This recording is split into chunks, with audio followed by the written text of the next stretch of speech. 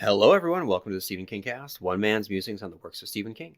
Each week, I will review one entry in the bibliography of Stephen King in the chronological order of publication. And this week, I'm examining the film adaptation of the short story found within his 2003 collection, Everything's Eventual, about the haunted hotel room that'll drive you insane, 1408. Now, as you know from my review of Everything's Eventual, I love this short story. I think that it's a weird, surreal mind trip. So when I heard that it was being made into a movie, I immediately thought it was a bad idea. The thing that makes it so effective, I believe, would be lost when they tried to translate it into film. I remember barely seeing it in the theater, but I remember that my viewing experience justified those initial thoughts.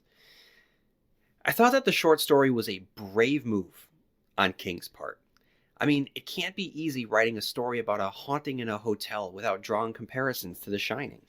But what King does in the short story is completely different from what he had done with The Shining, so any initial comparisons are blown away as soon as you begin reading. However, a movie is a different experience, and unfortunately, Stanley Kubrick had already done surreal with the adaptation of The Shining. So by the very nature of what Kubrick had done, this movie was going to be compared to the film legend that is The Shining. So how did it fare upon rewatch? Let's find out. But first, let me read a listener email. Brett writes, "Hello, sir. I'm up through your night shift review, by the way, really enjoying the shows. I'm almost done with Dr. Sleep, and I went and picked up Mr. Mercedes yesterday, so I'll be prepared for that. I realize that, including his short story collection coming out in November, I only have 4 Kings left. Then I can tell people I've read everything, which is quite something considering the sheer number of books he's published. Do you realize that since 1974 and the publication of Carrie, 1976 and 1988 are the only years that did not have at least one King book or short story collection or something? Pretty amazing. I gotta say, I almost peed my pants with laughter at your review of the Salem's Lot 1979 miniseries. Truth be told, I've always had a soft spot for this, even though I recognize it's pretty dull and goes on forever. I just kind of like it and can always comfortably sink back in and watch all 3 hours without being bored. And I'm glad you acknowledged that the vampire boys at the window are terrifying, and that was on regular network TV in 1979. Amazing to me that something that scary was on normal TV. You didn't mention this in your review, but I thought I'd tell you that there is a significantly shorter cut of Salem's Lot that might be more up your alley as it clocks in at under 2 hours.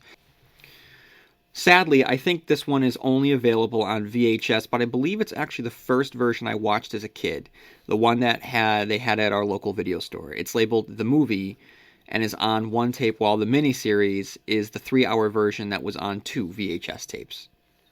There are a ton of cuts, but also weird random changes. For instance, when George Dunza finds his wife shagging Fred Willard, in the movie version, he puts his shotgun in Willard's mouth, while in the miniseries, he just points it at him. That's all I got for now. I'm downloading your next show as I write this. Brett. So, Brett, thank you for writing in. Guys, if you haven't done so already, feel free to write in at stephenkingcast@yahoo.com. And if you have some free time on your hands, head on over to iTunes to write a review and a subscription to iTunes, because it'll go a long way in really helping to put the Stephen King cast out there. Okay, guys, so what I'm going to do now, I'm going to get back to 1408, and I'm going to read the Wikipedia summary, so I'll have a basis upon which I can build my analysis. Mike Enslin is a cynical, skeptical author who, after the death of his daughter, Katie, writes a book appraising supernatural events in which he has no belief. After his latest book, he receives an anonymous postcard depicting The Dolphin, a hotel on Lexington Avenue in New York City, bearing the message, "Don't enter 1408.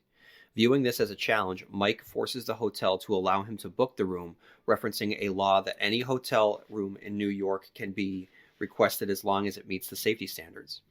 The hotel manager, Gerald Olin, tries to dissuade Mike from checking into the room, explaining that 56 people have died in that room over the past 95 years and that no one has lasted for more than an hour inside of it. Mike, who does not believe in the paranormal, insists on staying in the room and asks Olin if he thinks that it's haunted. Olin replies that it is evil rather than haunted.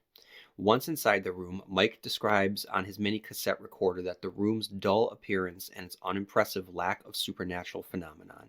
During his examination, the clock radio starts playing "We've Only Just Begun." Mike assumes that Olin is playing a trick to scare him. At 8:07, the song plays again, and the clock's digital display changes to a countdown starting from 60 minutes.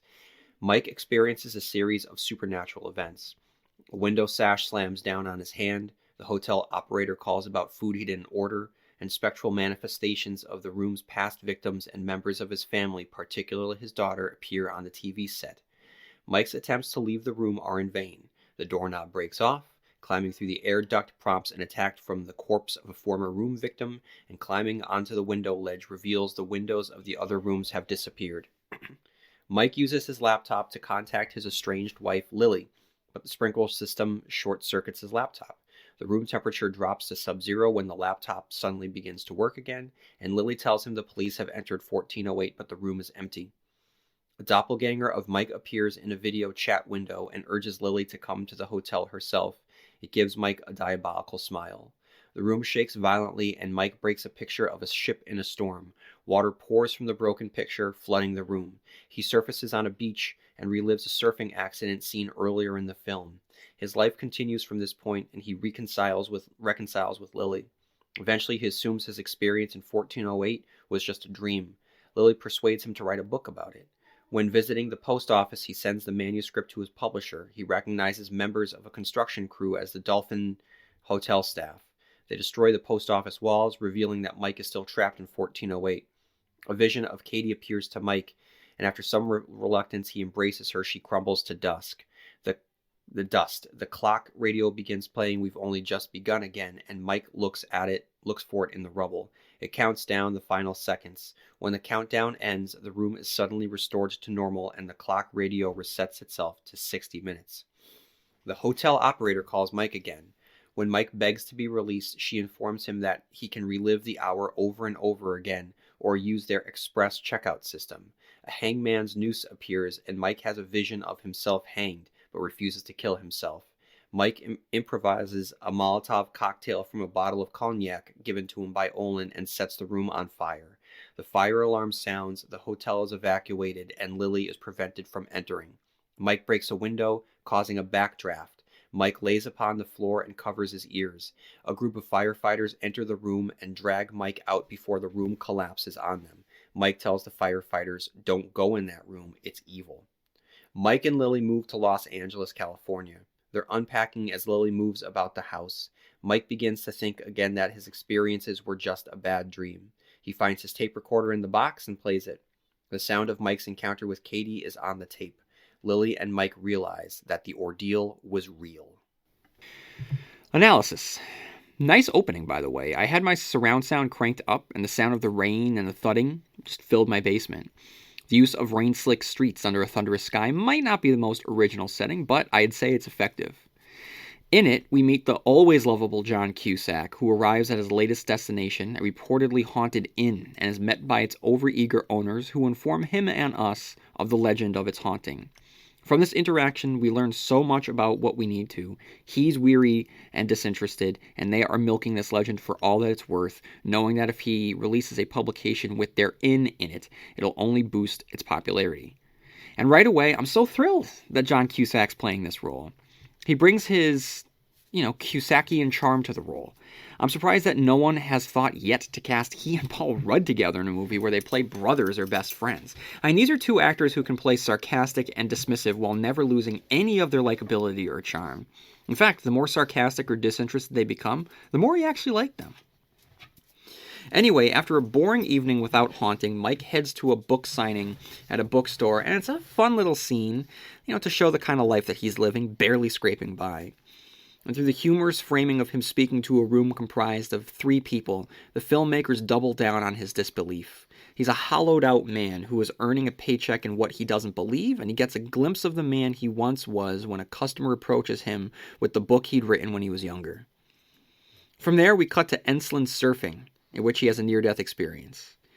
Now look, I know that anyone can throw a board on the water, and that the ocean is not reserved for your laid-back and capable surfer, but I honestly feel as though having him be a surfer, it's a bad choice. It's a bad choice, because to me, surfing connotes a sense of peace, of being one with nature, of having balance. Now, Mike is none of these things. From there, he receives a postcard about the Hotel Dolphin, which makes him want to check it out, and from there he gets very interested when he can't get a reservation. The more he researches, the more he wants. In a humorous beat with Tony Shalhoub and the editor's lawyer, we learn of how he's going to be able to stay in room 1408, which is a good way to show the lengths the Dolphin will go to keep people from staying away from the room, and the lengths to which Mike will go to get his way. Now, this is a great contrast to the overeager inn owners from the beginning. Shalhoub teases events from Mike's past, and before long, Cusak arrives to check in. The setting is wonderful, and the director, Mikhail Hafstrom, keeps things light, with him nailing the checking in process, an over-enthusiastic bellhop, to Mike glancing around and making note of the people who will be sleeping under the same roof as he. The always incredible Samuel Jackson strolls into the movie to steal the spotlight and attempt to dissuade Mike from staying.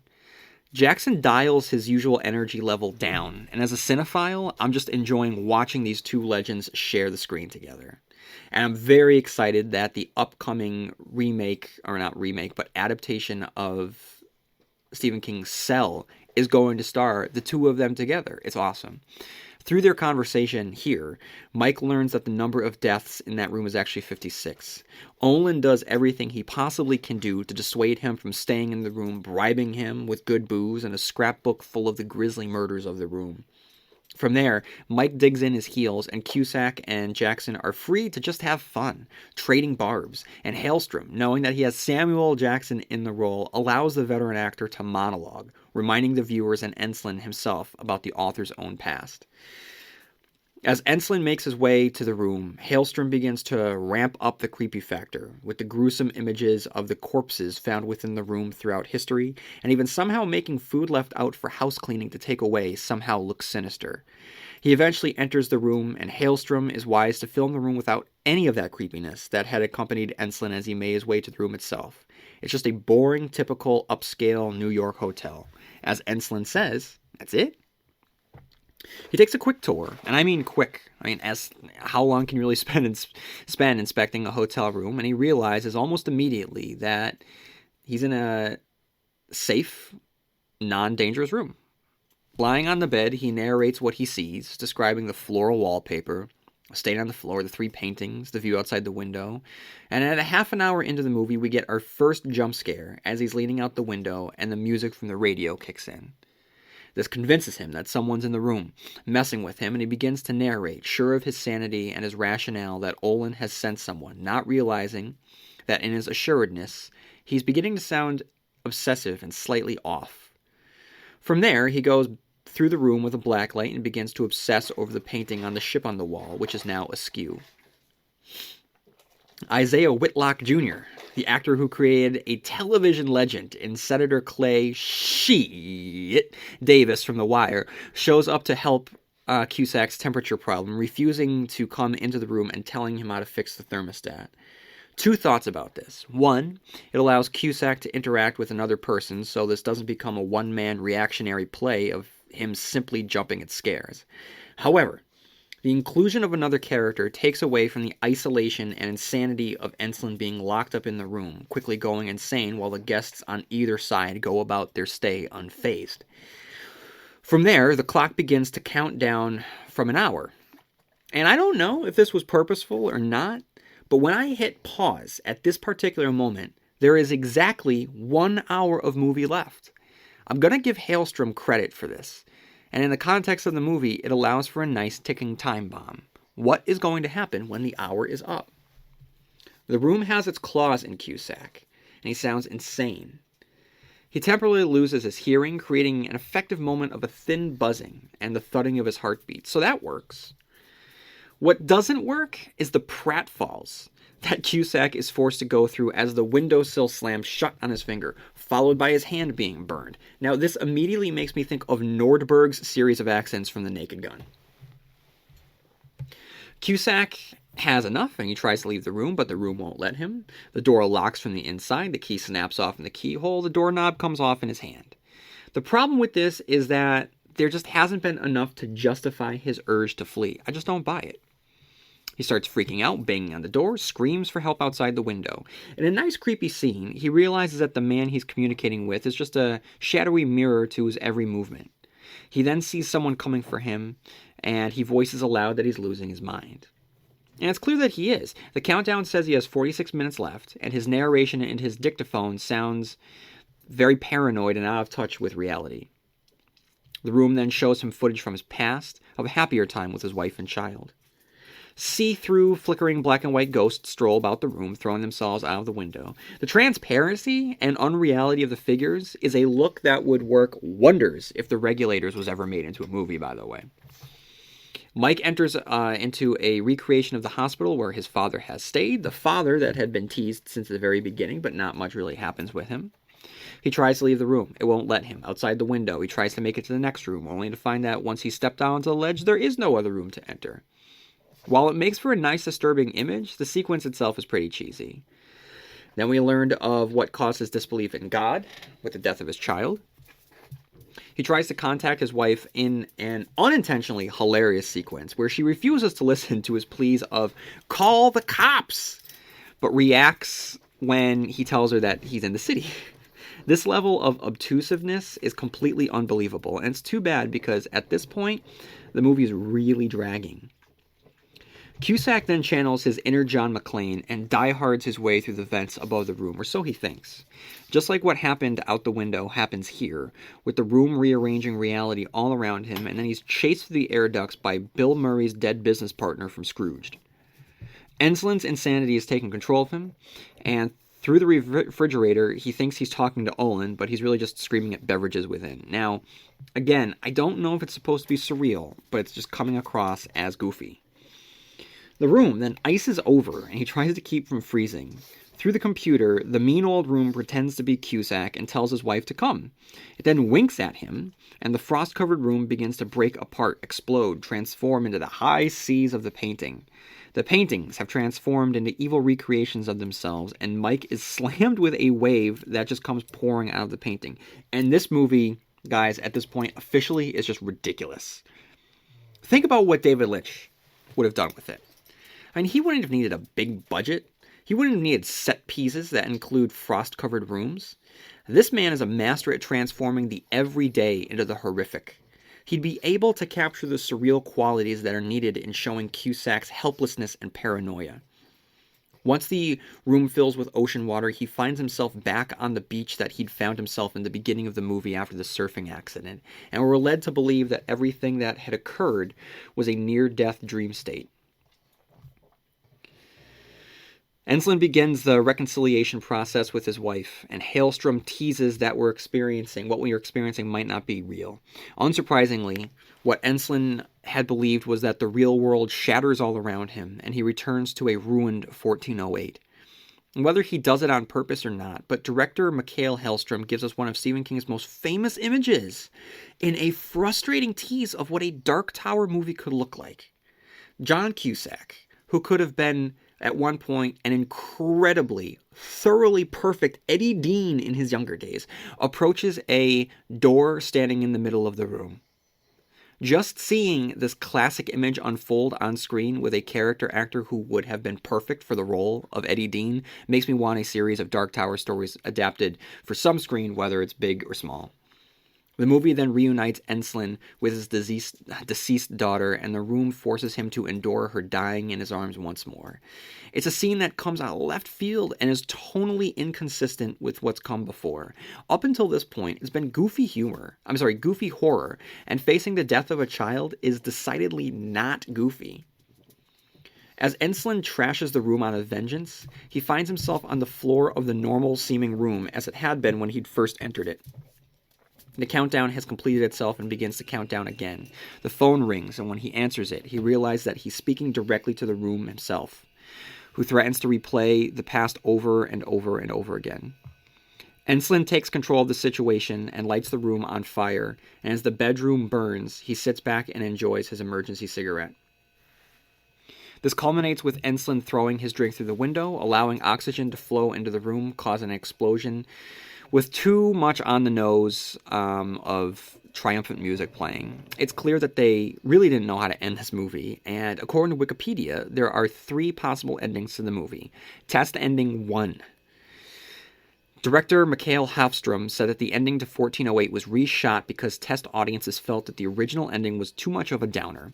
The first alternate ending was used in theatrical release. The original discarded ending had Mike dying in the fire, but happy to see the room destroyed. During Mike's funeral, Olin approaches Lily and Sam. He unsuccessfully attempts to give her a box of Mike's possessions, including the tape recorder. Olin claims that the room was successfully destroyed and that it will no longer hurt anyone else. He later listens to the recording in his car and becomes visibly upset when he hears Katie's voice on the tape. He looks in the car mirror and sees a vision of Enslin's burnt corpse in the back seat. Olin places the tape recorder back in the box and drives off. The final scene is of the gutted room, where an apparition of Mike looks out of the window while smoking a cigarette. He hears his daughter calling his name and disappears as he walks towards her. A door is heard closing and the scene fades to black. The ending is the default ending on the Blu-ray release and 2-disc collector's edition. Canadian Network's Space, okay, blah, blah, blah, whatever. This ending is also used, the incentive for filming 3 alternate endings was based on the director's belief that King's intention in his original novel was to leave the conclusion of the novel ambiguous. Test ending number 2. Another ending uses elements from both the theatrical ending and the discarded original ending. Mike dies in the fire. Afterward, Olin remarks, "Well done, Enslin, well done." Instead of the funeral scene, the sound of a funeral are dubbed over, establishing shots of Los Angeles. Lily and Sam sort through Mike's effects in Lily's new home. Sam says, "Well, at least he went out in a blaze." Lily gives him a look of disapproval. Sam returns to his New York office, sorts through his mail, and discovers the manuscript that Mike wrote about room 1408, written after Mike thought he had wakened from a dream. As Sam reads the story, audio from Mike's experiences in the room is heard. In a final scene, Sam's office door slams shut, and Mike's father's voice says, "As I was, you are. As I am, you will be," which makes no sense. Test ending 3. In the third alternate ending, Mike survives and moves to Los Angeles with Lily.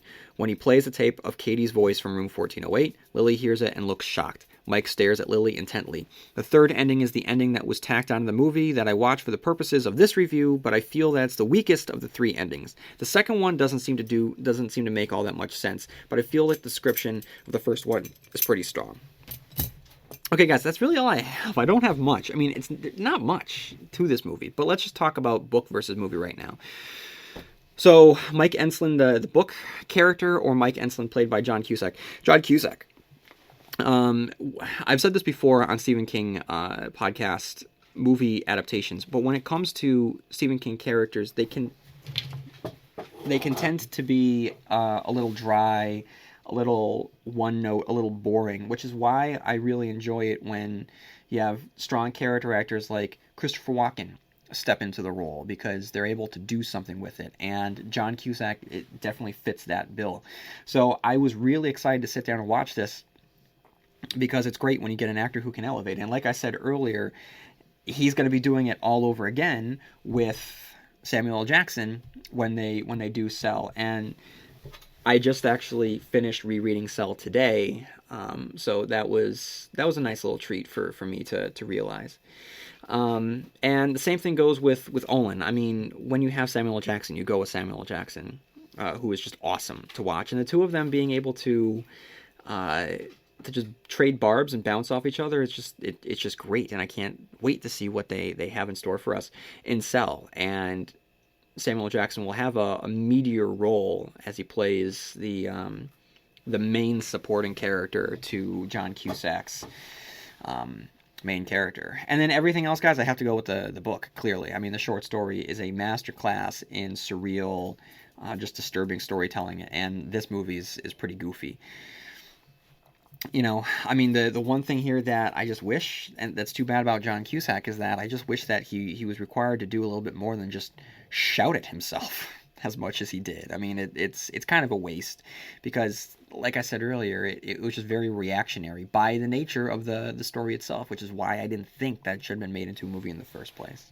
All right, guys, now final thoughts. Now that I think about it, the movie probably should have been a fake documentary. Now hear me out on this.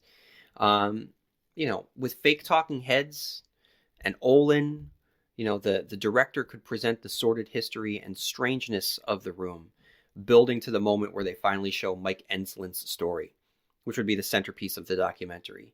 Enslin's story could very easily be recreated with a handheld camera, turning that section into found footage.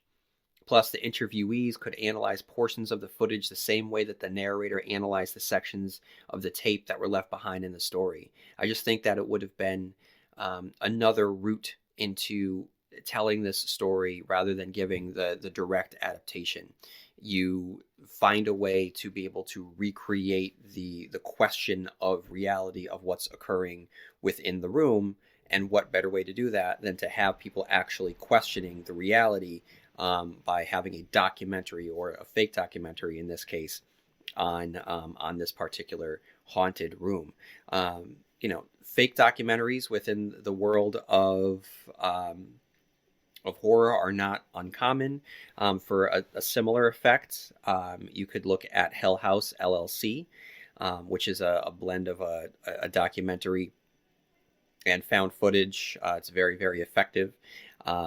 So I think that thinking outside the box sometimes will allow you to put a stamp on something. So those are my thoughts, everyone, on 1408, the adaptation. I hope that you enjoyed it. If you have any thoughts on 1408, please write into stephenkingcast@yahoo.com. You can follow me on Facebook, TikTok, Instagram, and Blue Sky. And if you have any time on your hands, leaving a review on the podcast platform that you use to listen to the Stephen Kingcast would be greatly appreciated. Now, may you have long days and pleasant nights, and I'll see you here next time where MOON spells Stephen Kingcast.